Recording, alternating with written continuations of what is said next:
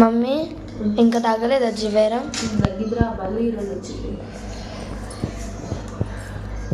బాగా చదువుతుంది, body pains బాగుంది.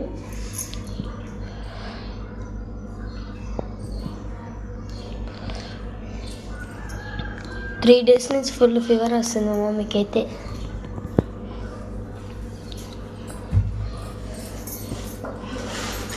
ఫ్రెండ్స్ అందరికీ గుడ్ మార్నింగ్.